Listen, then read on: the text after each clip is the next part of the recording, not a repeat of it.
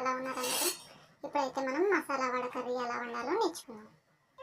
First వచ్చేసి మనం ఒక 3 టేబుల్ స్పూన్ అనేది ఆయిల్ వేసుకోవాలి.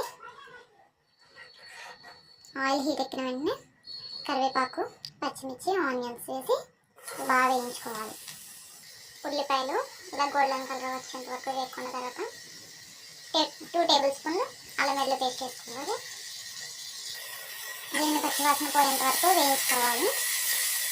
ఇది ఇలా ఒక 2 మినిట్స్ వేగిన తర్వాత జీలకర్ర, ధనియాల పొడి వేసుకోవాలి.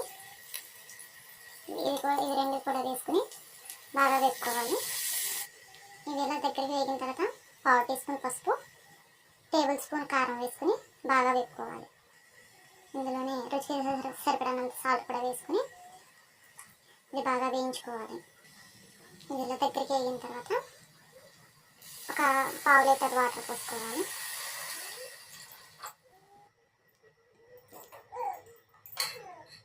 ఇప్పుడు వాటర్ వేసిన తర్వాత మనం ఇలా ముందుగానే కట్ చేసుకున్న వడలను కూడా ఈ కర్రీలో యాడ్ చేసుకోవాలి.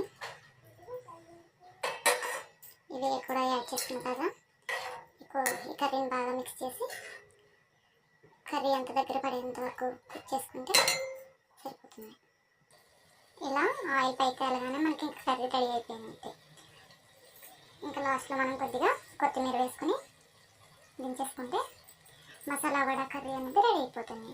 Please comment and share, subscribe చేయండి ఫ్రెండ్స్.